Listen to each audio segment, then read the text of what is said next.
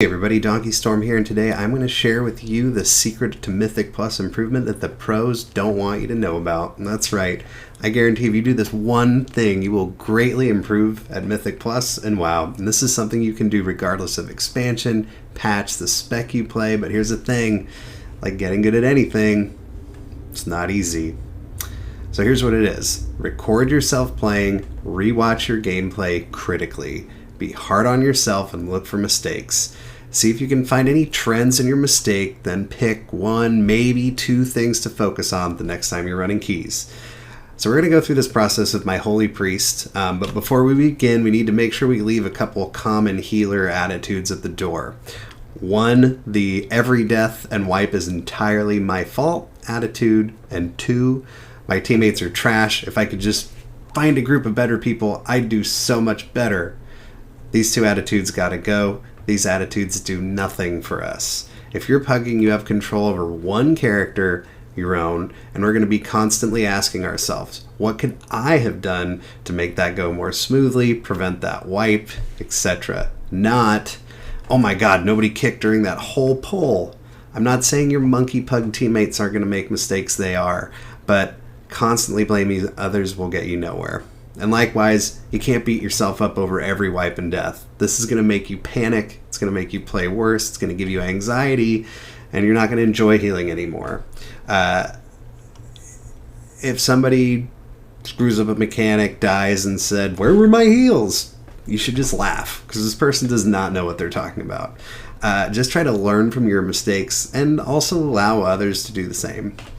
Okay, so with all that out of the way, we're going to take a look at a 21 Gambit key that a pug group I was in missed by about 30 seconds. I think it's a good idea to choose a run like this, something with a good deal of mistakes, but not a complete disaster, as gameplay like that will give you plenty of ammunition to improve your play without just like making you outright hate yourself.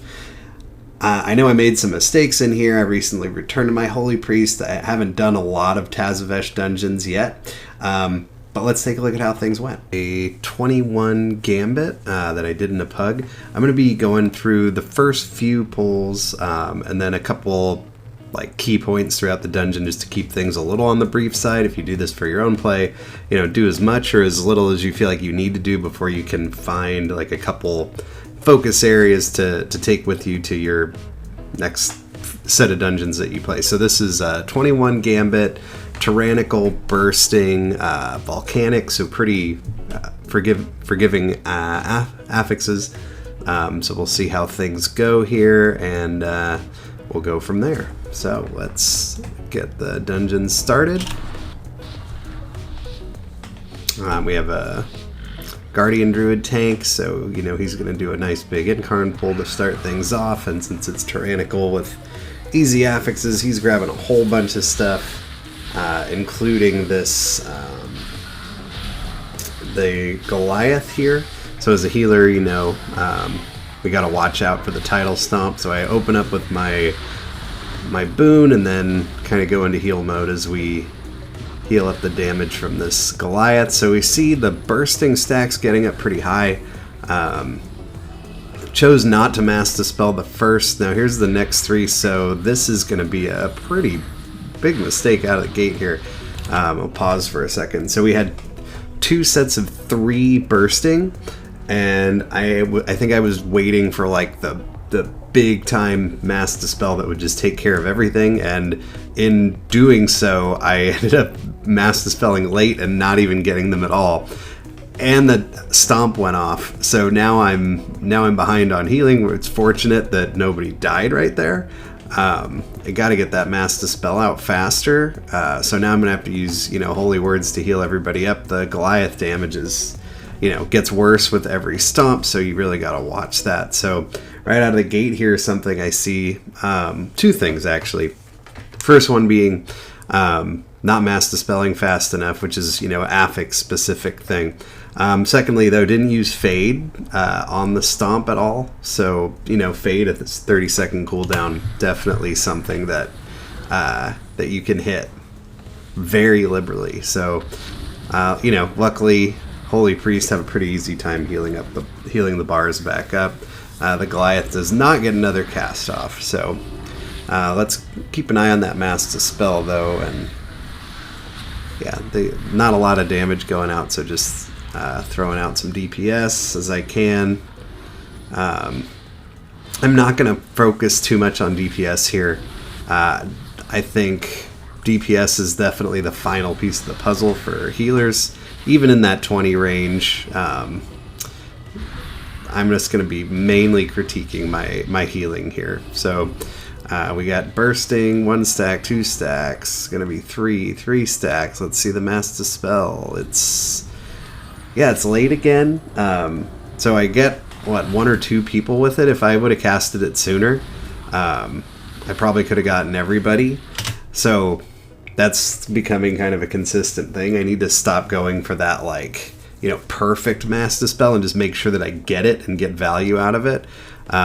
So then I needed to pop Apotheosis going into this pull. So probably could have been avoided. So now I'm using Boon and Apotheosis together, which, probably not necessary. You can't really use both at the same time. I mean, you can cast both at the same time, but you can't get use out of both at the same time. So if I would have got those bursting stacks, I don't think the Apotheosis would have even been necessary. May not have been necessary anyway.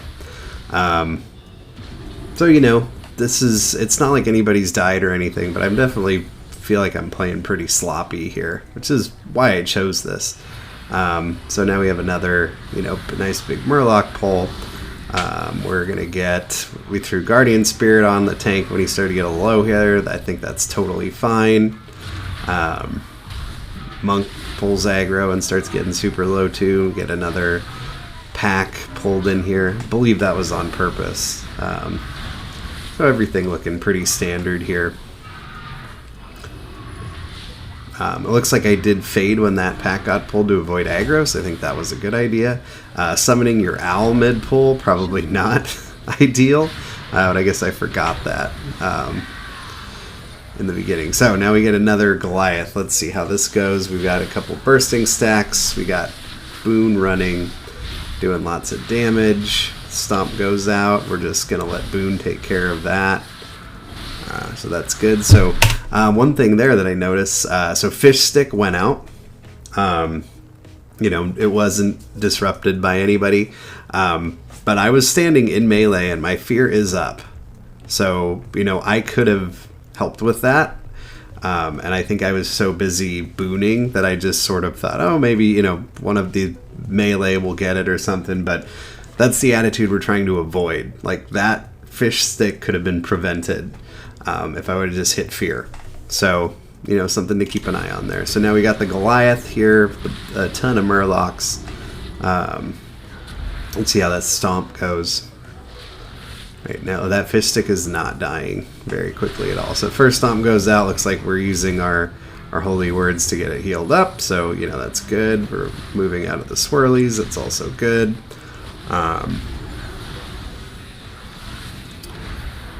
So Apotheosis not really necessary here yet. Here comes another one. I think Apotheosis would have been a good thing to pop there. I was able to get it up reasonably enough with Holy Words, but that's a 2-minute cooldown that you can use pretty liberally. So I Mass Dispel early there. That's good. Glad to see that. Especially since my first few... Whoa, there's some big damage coming out from that Stomp. And no Apotheosis again. So that's like this Hunter, he almost died. There's no reason to not pop Apotheosis there. So that's definitely going to be something I'm going to keep an eye on as a possible trend here. So I remember from this queue a couple days ago that this pull is where things go south pretty hard. And since this is actually not my first time recording this, I have a pretty good idea of what happened here now. In the moment, I was a little unsure, which is another advantage of watching back your play. Sometimes you don't catch everything. So this second pack got pulled, a Murloc wandered over there. We didn't need it for percentage, so now people go into panic mode a little bit. So I do actually just die from melee aggro here. Which would be, not great, but I did fade. So I'm surprised that I actually pulled the melee aggro. I guess it just had nothing else to target. So I get meleeed here despite using Fade, and you know, I can forgive myself for that. I don't think that's that big of a deal. Like, I faded, that was the right thing to do. Not really much you could do other than that. I mean, yeah. But then the real mistake is going to come here in a moment, or what I consider to be the real mistake. So I'm gonna, you know, I'm doing my angel healing here. I'm gonna get a B-res, and I think I'm trying to. Well, you'll see what happens. So the tank is taking just a load of damage from these Murlocs, and I'm trying to keep him up, and he dies. But look, Apotheosis is still up. So I would say that's a big mistake here. It does look like this was kind of group-wide panic. However, Apotheosis could have saved that tank and probably could have prevented a wipe here. So, yeah, now the tank's dead. And, you know, there's going to be this whole very puggish thing where we run back and die and run back and die and realize, wait a minute, this isn't a good idea. So, we're going to skip that part because I'm not going to learn anything from that. But a couple things there. Apotheosis absolutely should have been used. And secondly, as that Murloc was running away, I did have my my range stun up. I could have stopped it at least for a moment. Might not have been enough, but you know, those are the kind of things you can keep an eye on. Like, what could have prevented this situation in the beginning? So, a couple things I see to work on here. I'm going to skip ahead a bit now because we're going to get through the first boss. Everything's going to go pretty well. This first boss in here I don't think is too difficult. And then I know I actually have a kind of a silly death here in this first big pull after the first boss, so I'll show it to you guys. Just, you know, you can look at all your deaths. So, yeah, this pull was going fine. Throwing out heals and boons and stuff here, pulling aggro on her, but fading right away. So I'll show you what happened here. It's a little bit silly. So again, this is just kind of that idea that you don't need to beat yourself up over everything. This is just kind of a dumb thing that happened. So you see there's the swirly on the ground that I move out of. I'm obviously focused on keeping this tank alive. And then that second swirly, let's go back so you can see it, because even on the video, maybe I'm just blind. Have a hard time seeing, but this first swirly goes out. Okay, I move. And then the second swirly spawns like inside this rock here. And I think I thought I backed up out of it. Like right there. But apparently I didn't, and I get hit by it. It doesn't really matter, doesn't cause a wipe or anything. But it's kind of a silly thing, I guess, to look out for in that area. Like, really watch the terrain. So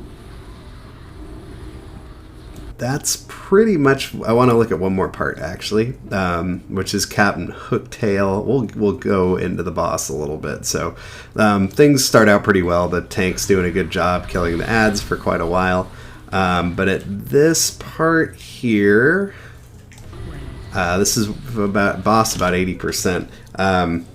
This was where I feel like I made a mistake. So you can see this pirate is obviously like fixated on me. It doesn't look like the breath's gonna hit him. So I saw my mouse move over him.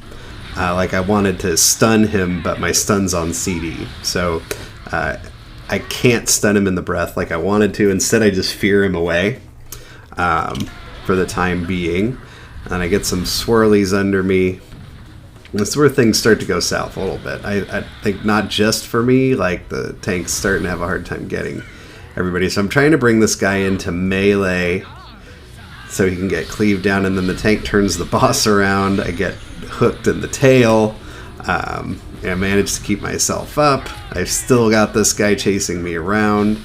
I'm chained. Like, it's just like everything's going wrong here. But you're gonna say, and I'm also obviously trying to keep all the other members of my group alive. I'm trying to keep this guy close to melee, so hoping that he will die. But in a second, he's just gonna kill me, and this is like clearly panic mode, because if you look at what I've got up here, Guardian Spirit could have been used on myself. My stun is back off cooldown now. My fear is up. So there's no reason I should be letting this guy melee me to death right now. And again, we kill the boss, it's fine. But, you know, that's just something to look at. Like, in that moment, it was clearly, like, panic play, right? I did not play that well. And I think just from this, like, little bit of, 8 minutes or so of watching a dungeon really gave me some things that I can take away from and apply to my next Mythic Plus run. So let's talk about what we will take away from this. Okay, so we watched some gameplay, we saw some mistakes. This can be pretty hard to do because you have to kind of let your guard down and admit you screw up a lot and that you can do better. So I noticed several things in this run, and I want to prioritize them by what I think will make the biggest difference in my next keys. So even though the mass dispels were off in the first few pulls, that's pretty affix specific. So instead I'm going to pick two. One, Apotheosis used more often. I mean, as close to CD as possible, unless like I know there's something coming up that I'm just going to really need it for.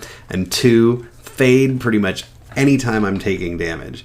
I mean, I can even maybe overdo this in my next few keys and then kind of scale it back as I remind myself, hey, hit Fade, press Apotheosis. So if it helps you, you can literally, you know, write these on a sticky note, stick them to your computer, to your monitor, your desk, or wherever you're going to see it to remind you the next time you play. And I can pretty much guarantee you guys, if you do this and you follow through with it, and then you come back and you do it again for something else, you're going to get way better as a healer over time. As long as you can just let go of that idea that, like, I play perfectly, this is everybody else's fault, and be critical of your own play, you guys are going to do great. And hey, if you're not sure what to look for and you want me to look at it, send it to my email linked in the description below, and maybe you can be the subject of the next video. So anyway, guys, I hope you got something from this and enjoyed the video, and I'll catch you in the next one.